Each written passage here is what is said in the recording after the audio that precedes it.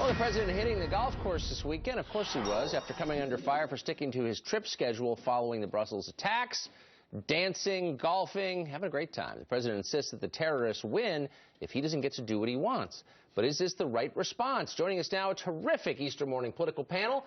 GOP strategist Boris Epshteyn, Kristin Tate, author of Government Gone Wild, and Ryan Girdusky of Red Alert Politics. It's great to see you all this morning. I'm going to start this way. Okay. Ryan, do the terrorists win if the president doesn't get to golf? No, but it would be a great incentive for the president to respond in a more pragmatic way than just sitting there and saying, you know, we should believe in freedom and plurality and democracy and secularism. And he should actually sit there and say, okay, these are policies we should articulate, we should for, and he's not doing that, and that's a void being left open for the presidential candidates. And you see it in Trump, and you see it in well, less so in Clinton, but you still see some. You see it in Bernie Sanders. I mean, all this whole race is a reaction, of course, against Obama. Nobody says that, but it seems true to me. I know you're not allowed to say that golfing and dancing after a terror attack is arrogant and stubborn, but it kind of looks it. Absolutely. Look, here's what Obama's response was. He did the wave at this baseball game with Castro. Then he tangoed in Argentina. That was his response. He gave 51 seconds to addressing the Brussels attack when he gave his speech in Cuba. 51 seconds. And he did it in a way that made it seem like he didn't even want to be talking about it. This is our president. Do you remember after 9/11 what the UK did? They played the national anthem outside of the Queen's Palace. That was a beautiful moment. This was Brussels 9/11, and Obama could not care less. Yeah, and Tony Blair came over. Now, Boris, like a lot of my favorite people, I think you're an immigrant to this country, yes, pro-immigration. But why does the Brussels terror attack require us to bring in tens of thousands, maybe hundreds of thousands of Syrian refugees? Why is that a natural response? It absolutely does not. I mean, seems demented. Seems like using a horrible, horrible event in a crisis for some sort of liberal, crazy benefit, and that's what Obama is doing. You've had pretty much a lame duck president acting like a lame duck president for 8 years, 7 years now. Yeah. And this is the worst I've ever seen. I mean, this is terrible. The scene of him doing the wave, dancing, now golfing.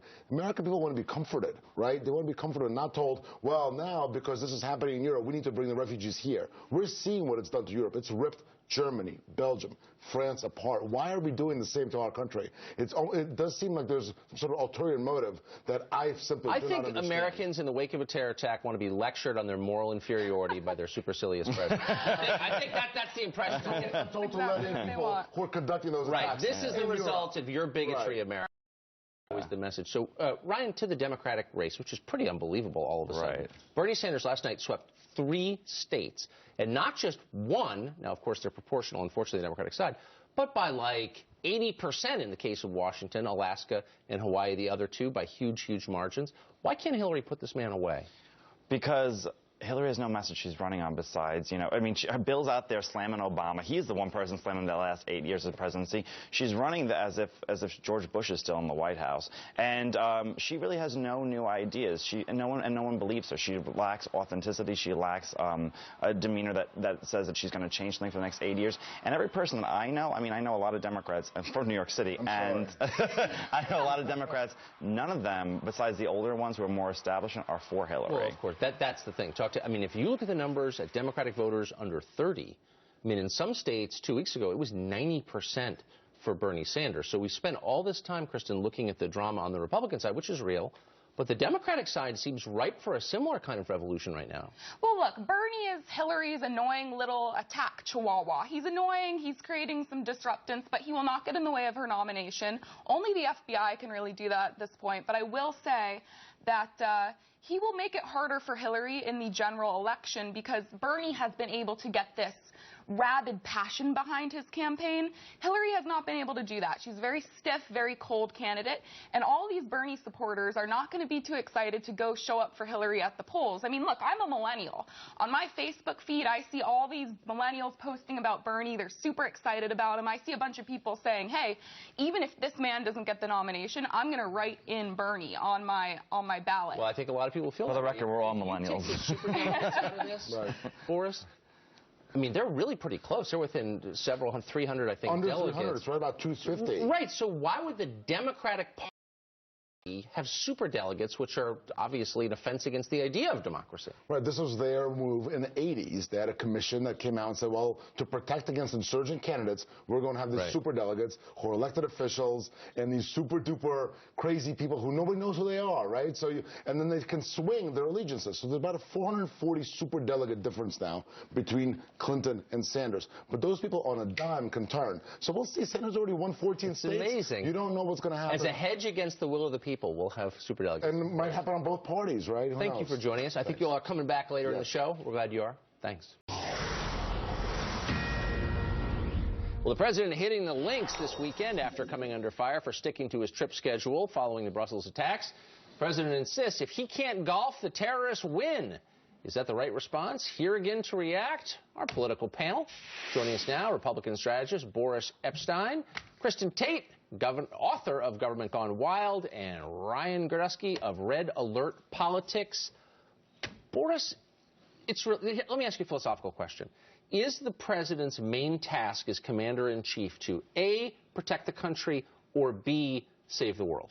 I think he perceived it to be C, which is go do the wave with dictators, dance the tango. There's another option. Dance the tango. But in all seriousness, what he's done this past week was pathetic. It was sad, and he's completely derelict in his duties. As the president of the United States, he didn't have to come back, but he should have made a real speech on the terrorist attack and comforted the American people. This is why people are joining Trump, because Trump is somebody who would know what to do. He would know that you have to go out there and act serious, be a serious leader, and not do what Barack Obama did. Why do you have to go to, fine, you went to Cuba. It was a historic, in your eyes, in Obama's eyes, visit. Right. Why did you have to go on to Argentina? Come home. Americans are dying.